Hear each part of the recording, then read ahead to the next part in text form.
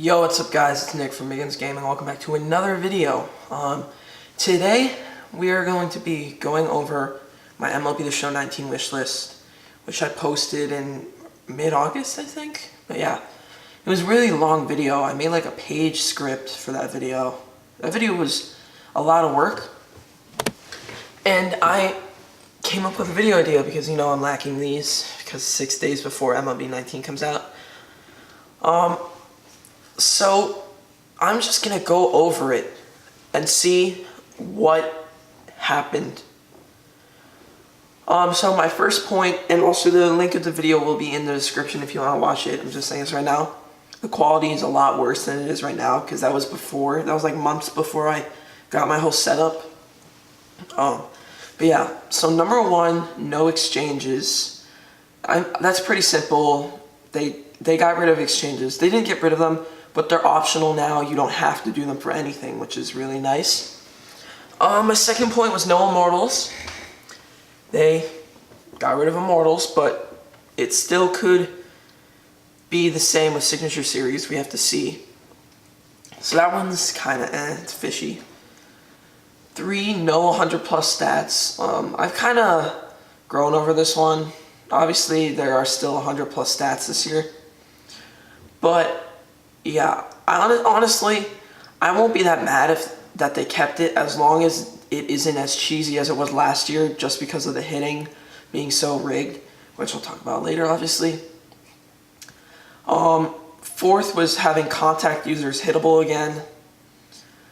And according to them, they are usable again. So that's for number 4. And this is all 6 days before the game's actually out.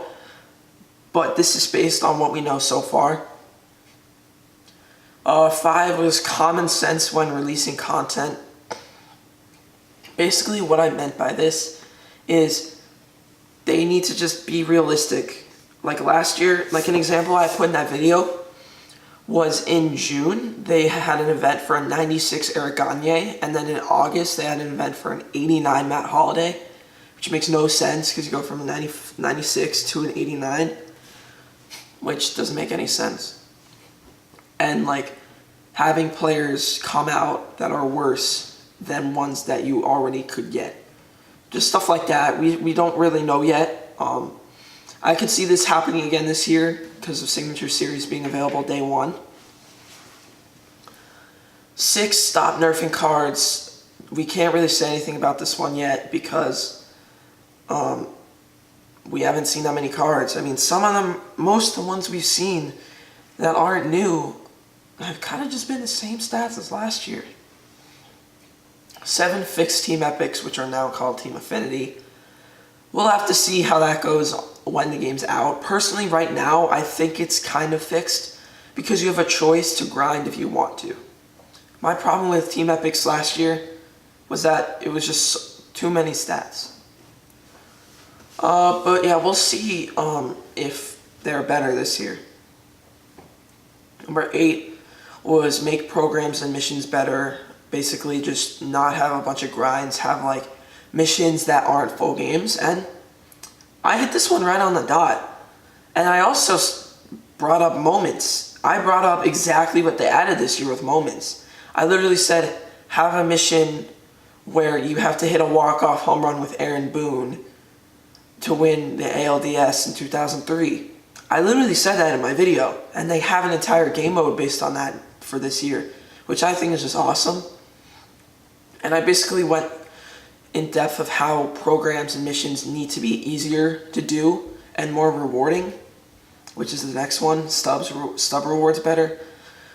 We don't really know this that much yet, but the only thing that I can say about this is based off XP reward path, this is better because that has a lot of stubs and packs that are sellable, and also there are program rewards that you can sell. They aren't locked in like last year, so that's pretty good. 10, fixed ticket counter. The ticket counter is not existing this year. It is being removed, but I would say that this was improved this year because it's being replaced with XP reward path, which is so much better than the ticket counter last year. It's not even funny. 11, fix inside edge. This one's going to surprise some people. I said fix inside edge, not because it's bad, but because it's not realistic. Like some examples I did in the video were, Miguel Cabrera was out for the season last year, right?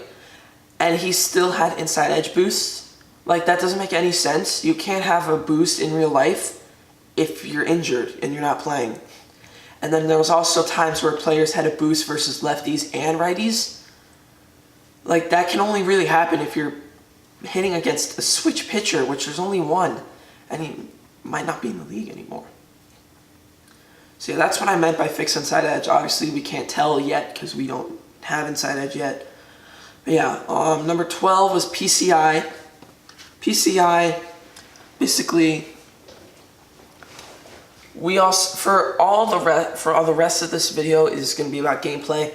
We can't officially say that it's better, but we can't say what they've said is that it is better. With the PCI, they're saying that hitting's better, and the next one's fielding, and they're saying that fielding is more important this year.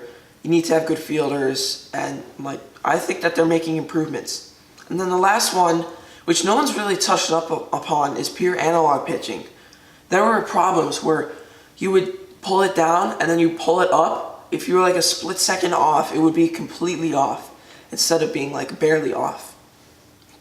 They haven't really talked about that at all, really. But yeah, that's it for this video. Hope you guys enjoyed.